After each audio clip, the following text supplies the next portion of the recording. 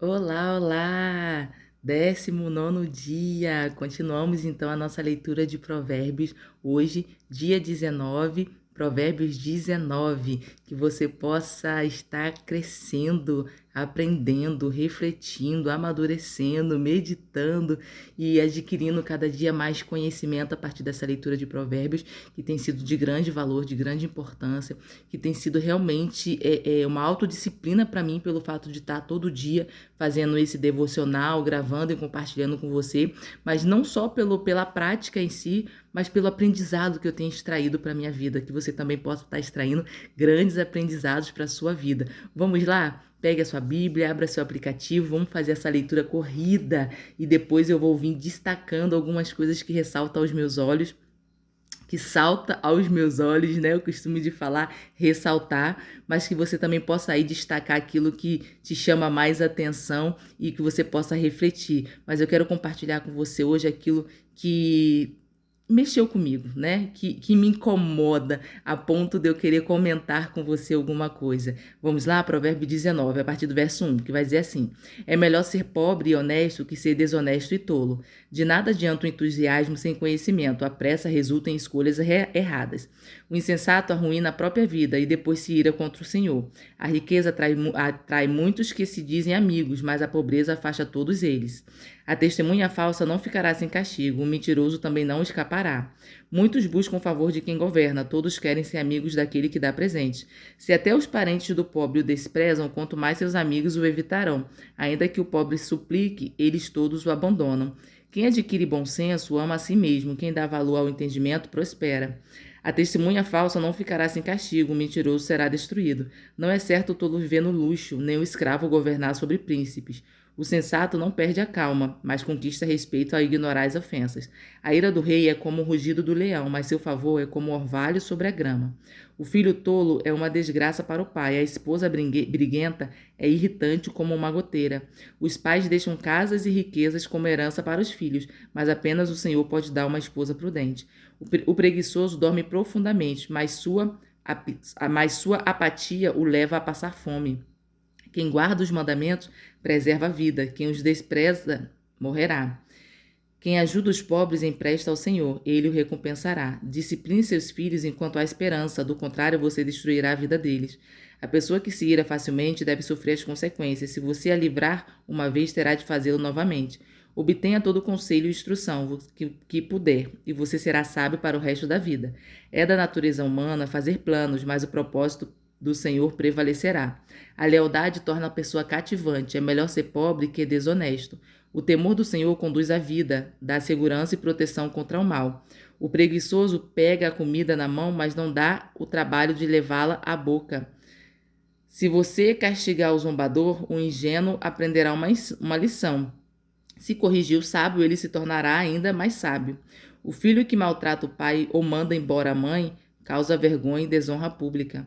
Meu filho, se você deixar de ouvir a instrução, dará as costas para o conhecimento. A testemunha corrupta zomba da justiça, a boca do perverso devora o mal. O castigo está preparado para os zombadores, assim como o açoite para as costas dos tolos. Eu sei que eu li um pouquinho rápido, mas eu sei que você também vai fazer essa leitura depois. Eu espero que você faça e você vai fazendo ela com mais calma, ponderada. Escolha o melhor momento, uma hora adequada, um lugar adequado para que você possa estar refletindo, né? Para que você possa estar realmente meditando na palavra e aprendendo, extraindo grandes aprendizados. Então, eu quero ressaltar com você o verso 2, que vai dizer assim, ó: De nada adianta o entusiasmo sem conhecimento. A pressa resulta em escolhas erradas. E é verdade, gente. Você vê pessoas muito empolgadas, né? Que tá com entusiasmo muito grande, motivadas ali, muito empolgada. Porém, quando você não tem conhecimento, aquele todo o seu entusiasmo, aquela toda a sua boa vontade de querer fazer, acontecer, de desenvolver, pode resultar em escolhas erradas, né? Você ir por caminho errado, você escolher companhias erradas, você não fazer aquilo que é certo, pelo fato de que você tem a boa vontade, tem o entusiasmo, mas não quer adquirir conhecimento, né? E tudo que a gente vai fazer, a gente precisa ter conhecimento para poder fazer. Você precisa primeiro aprender como fazer ou como não fazer, mas você precisa ter conhecimento, né? Você não vai acertar nada simplesmente por ter entusiasmo, simplesmente por ter boa vontade. A boa vontade já é um passo. Para quê? Para você buscar aprofundar, para você buscar conhecimento e desenvolver aquilo que você tem vontade. Mas só o entusiasmo, ele não leva a nada. Entusiasmo sem conhecimento gera escolhas erradas. Então, o seu entusiasmo, a sua empolgação, a sua motivação de fazer aquilo, o seu estímulo, seja o que for que esteja te impulsionando a realizar algo, faça seguido de conhecimento, né? Use toda essa sua vontade, essa sua dedicação, né? Ainda que você esteja inspirado, cheio de ideias que parecem dar certo, mas procure conhecimento, né? Procure se aprendizado, procure se aprofundar, procure realmente discernir todas as coisas a partir de conhecimentos práticos, de conhecimentos teóricos, para que você não venha fazer escolhas erradas e aquilo que parecia ser muito bom e às vezes realmente até era muito bom, mas por você não ter o conhecimento adequado, você acabou fazendo as escolhas erradas. Vamos lá, o verso 3 que vai dizer assim: o insensato arruína a própria vida e depois se ira contra Deus. Olha, o insensato é aquele que procura os caminhos errados, que ele não pensa nas consequências dos atos, ele arruína a própria vida e depois olha para o céu e diz que Deus não existe.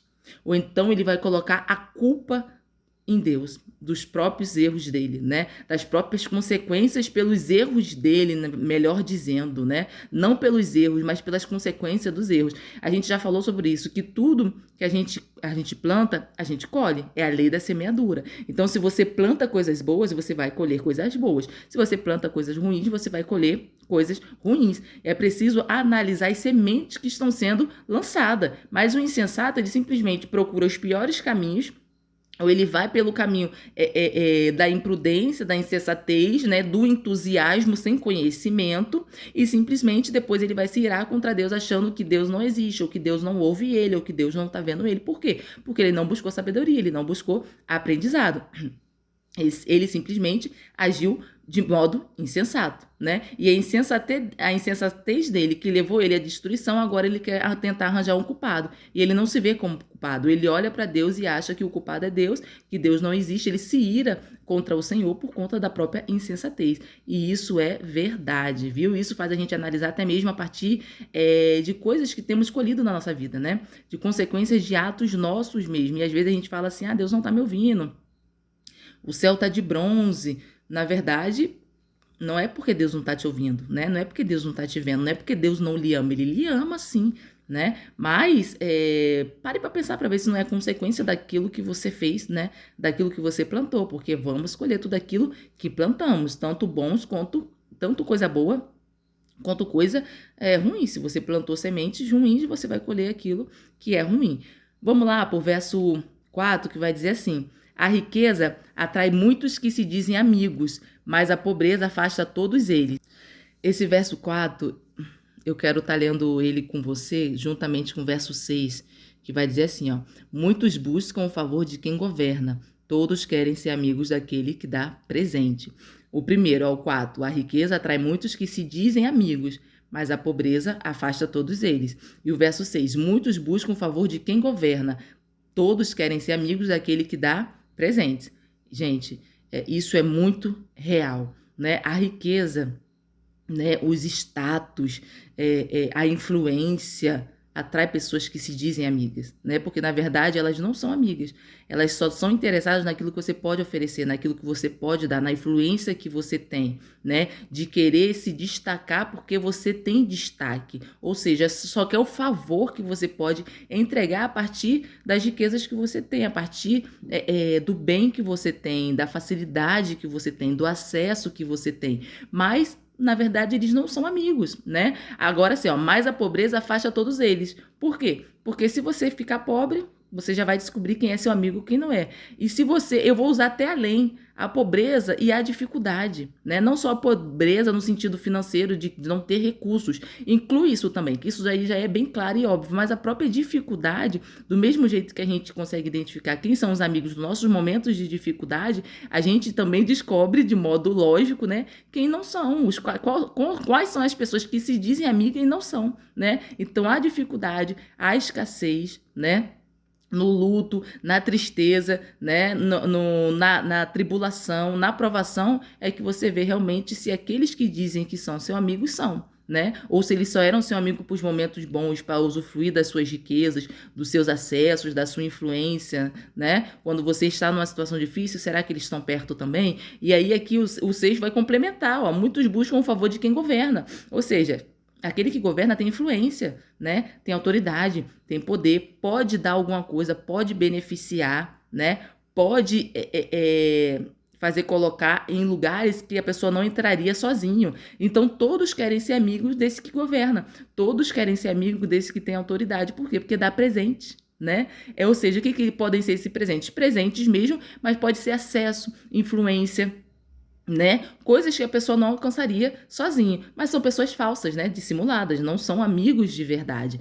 E a gente só observa isso quando você passa a não ter nada, quando você não tem mais nada para oferecer, ou aquilo que a pessoa entende que não é mais importante para ela, simplesmente a amizade acaba, né? Ela já não se vê mais como sua amiga. Na verdade, nunca foi, nunca foi. Na verdade, bajulava você pelo que podia receber de você, né? Interesse, grande interesse. E isso é muito real, isso acontece e a gente passa, é preciso a gente avaliar as pessoas que estão à nossa volta, né? Se as pessoas querem só sugar o nosso ouro ou realmente são nossos amigos, né?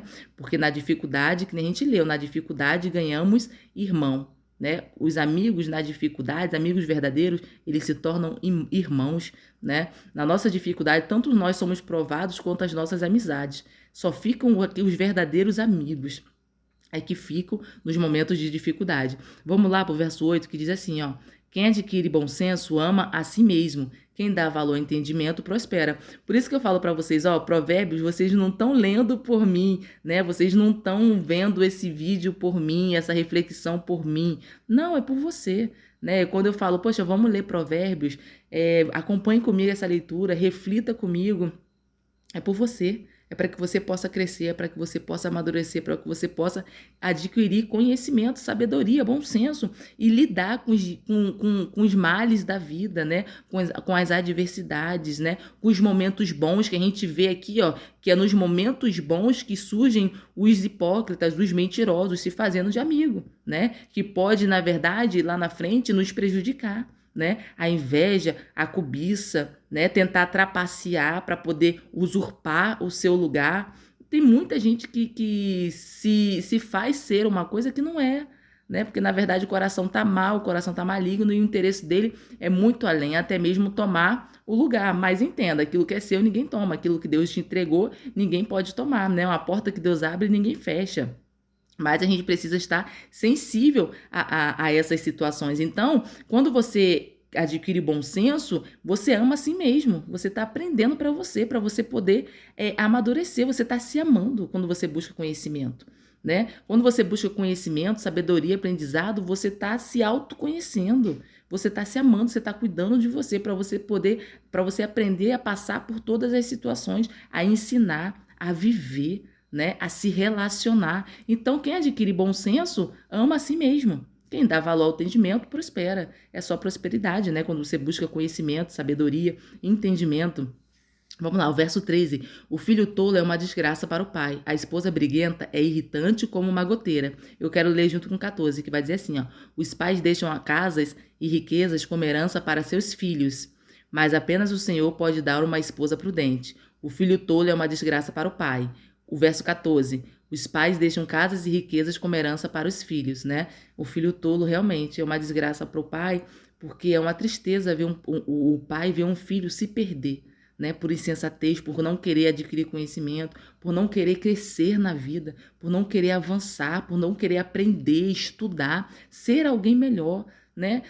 Não estamos falando de adquirir riquezas, mas conhecimento para ser um homem honesto, para ter caráter, bom caráter, né? Para ser digno diante das pessoas, virtuoso, né? Para alguém passar e falar assim, ali vai um homem de caráter, ali vai uma mulher de caráter. Isso é muito valioso para um pai. É muito valioso para um pai, muito mais do que um filho adquirir riquezas, porque um filho cheio de riquezas mais tolo continua sendo uma desgraça para um pai, né? Continua trazendo tristeza para um pai, continua não tendo graça, né? Porque se é desgraça, quer dizer sem graça, não tem graça. Continua sendo um desgosto para o pai. Agora, Os pais deixam casas e riquezas como herança para os filhos. E o prazer dos pais, mais do que deixar casas e riqueza como herança para os filhos, é deixar um legado, né? É deixar uma história e ter a certeza de que eles vão seguir um bom caminho, né? Eu criei meus filhos, eu sei que eles conhecem o caminho do bem, o caminho de paz, o caminho da honestidade, o caminho da justiça, da integridade. O pai se alegra com isso, em saber que criou um filho e criou bem, que tem um filho bem criado, né? Que tem um filho alimentado, um filho nutrido e um filho que gosta de adquirir sabedoria, um filho sábio, um filho que tem entendimento, que gosta de conhecimento. Isso é uma alegria para um pai, mais do que qualquer patrimônio e riqueza que seu filho possa ter, qualquer status de reconhecimento financeiro, né?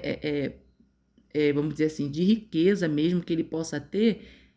É a alegria de um pai reconhecer que o filho é poder ver, né, e reconhecer o nome do filho na boca de pessoas, aplaudindo e dizendo como é um homem ou uma mulher honesta, justa, digna, né? Isso é muito bonito. Agora, nos mesmos versos, vai dizer que a esposa briguenta é irritante como uma goteira. Gente, isso é sério. A esposa briguenta, aquela mulher que fica brigando, remoendo, voltando à história do passado, a mesma conversa, aquela situação chata, irritante, é como uma goteira. Pense aí, aquela goteira fica o tempo todo pingando, pingando, pingando. É irritante, gera um desconforto, né? Gera uma tristeza. Uma mulher briguenta é como uma goteira, é comparada a uma goteira. Aí agora o verso 14 também, na segunda parte, vai dizer: mas apenas o Senhor pode dar uma esposa prudente. Ou seja, a mulher prudente só o Senhor pode dar.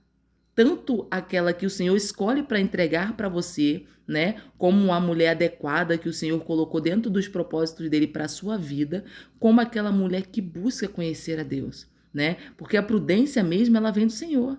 Então, a mulher que quer se tornar prudente, ela busca no Senhor que ela encontra sabedoria, é no Senhor que ela encontra conhecimento, porque toda sabedoria e conhecimento vem dele. O temor a ele é o princípio da sabedoria. Então, só o Senhor realmente pode te dar uma mulher prudente. Eu também vou dizer, só o Senhor pode dar um homem prudente, né? E como é que Deus faz isso? Ele vai lá e transforma num homem prudente, uma mulher prudente do nada? Não, é um homem que busca prudência, é uma mulher que busca ser prudente, adquirindo sabedoria, conhecimento, né? Adquirindo em Deus aquilo que ela não tem. Então o Senhor dá uma mulher prudente, né? O Senhor pode sim dar para você, lhe abençoar com uma esposa prudente, já prudente, você já encontrar ela assim, como também o Senhor pode transformar ela em uma mulher prudente, né? Se ela passar a buscar, a passar a conhecer, transformar você, esposa, você, mulher, em uma mulher prudente, em uma mulher sábia, né? Isso vem do Senhor, a prudência vem do Senhor, gente, o equilíbrio vem do Senhor.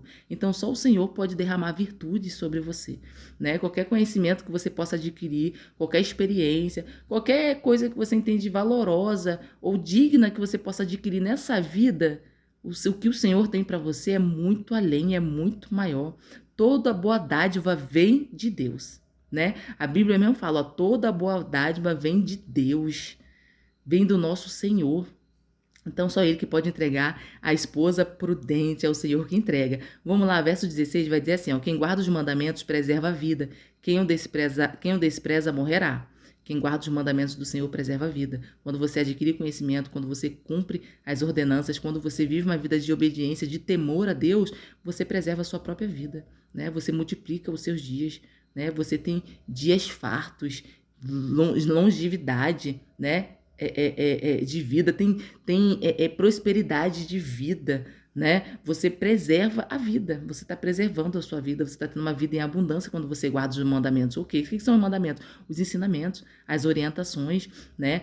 É a sabedoria de Deus, é o temor do Senhor, tudo aquilo que o Senhor lhe instrui, até porque o que Deus ensina para você é para que você tenha vida e vida em abundância. Eu falo muito aqui, a gente tem falado muito sobre isso. E vem do Senhor, então guardar os mandamentos, guardar os ensinamentos do Senhor é o mesmo que você preservar a sua vida, né? Agora, quem despreza, morrerá. Morre, né? Talvez você fale assim, eu conheço tanta gente tola, insensata, que não quer nada com nada e tá viva aí, não morre. Porque eu já vi gente dizer isso. Mas você acha mesmo que ela não morre? Ela não morre fisicamente, mas a alma dela tá morta, o espírito tá abatido, né?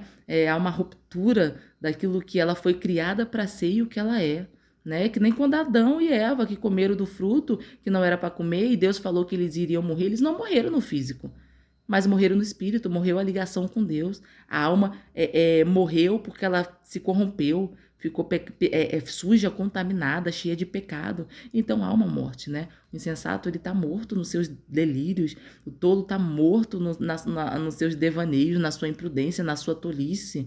Então, quem preserva, quem guarda os mandamentos, preserva a vida. Agora, quem despreza, morrerá. Né, morrerá. Se não está morto ainda fisicamente a matéria, mas está morto espiritualmente, a sua alma tá apodrecida, está morta, só sobrevivendo, sinceramente. Entenda como realmente isso. Agora, a pessoa que tem vida e que continuará a viver, ela guarda os mandamentos, ela procura sabedoria, ela adquire conhecimento, ela vive debaixo do temor do Senhor. Vamos lá, o verso 17. Quem ajuda os pobres empresta ao Senhor, ele o recompensará.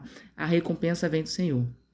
Quem ajuda o necessitado, né? Quem socorre o oprimido, quem mata a fome, quem mata a sede, quem dá roupa para quem não tem o que vestir, né? Quem visita um enfermo, está ajudando os pequeninos do Senhor, é o mesmo que ajudar o próprio Deus, né? É o mesmo que receber o próprio Jesus, socorrer, né?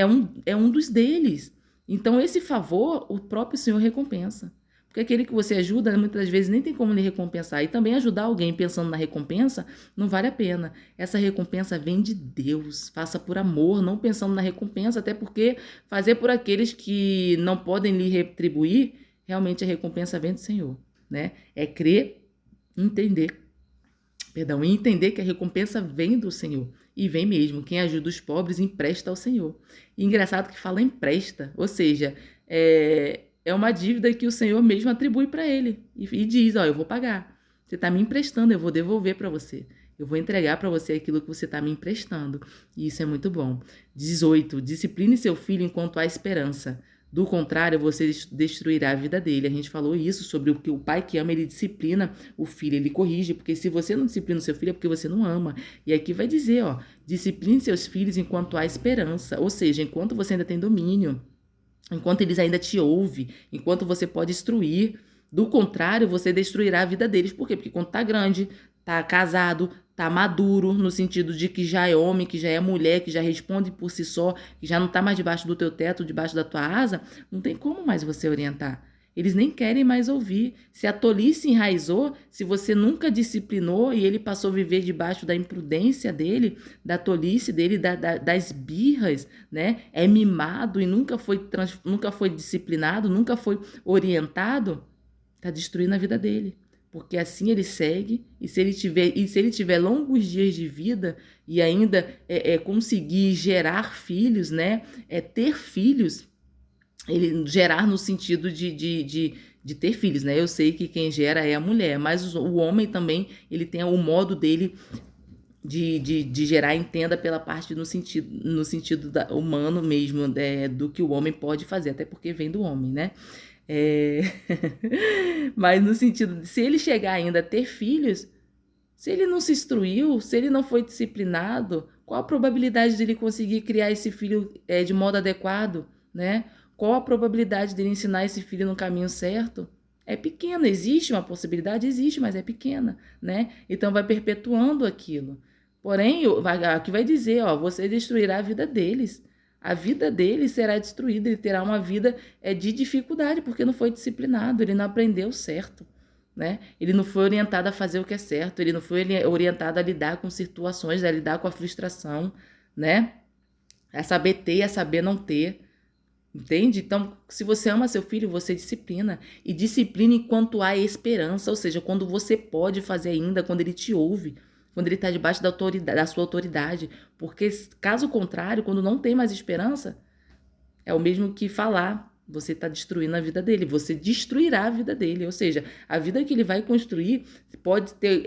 Há uma grande probabilidade de ele passar por poucas e boas e aprender com a própria vida e correr o risco de ter a vida destruída por conta das experiências ruins que ele possa enfrentar, que ele vai enfrentar e talvez não vai saber resolver, né?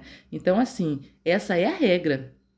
Né? Se você não instrui, quando ele cresce, a vida dele meio que está destruída, destruirá a vida dele.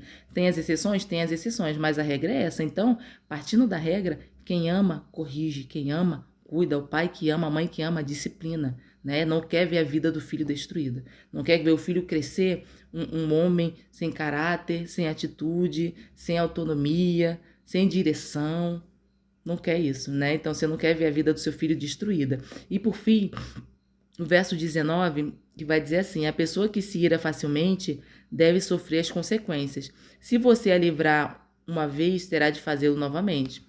E é verdade, olha, as pessoas que são iracundas adoram se irar e sempre tem alguém para livrar ela da situação difícil que ela se coloca. Por quê? Porque ela não teve domínio próprio, não se controlou. Ela sempre vai se colocar nessa situação e você vai ter que livrar de novo. Então, esse tipo de pessoa que se ira fácil, que adora uma briga, que é rebelde, que gosta de uma confusão, que paga para entrar numa confusão mesmo, deixa ela sofrer as consequências, deixa ela sofrer o dano das atitudes dela, porque senão ela nunca vai aprender. Você vai ter que estar sempre livrando ela.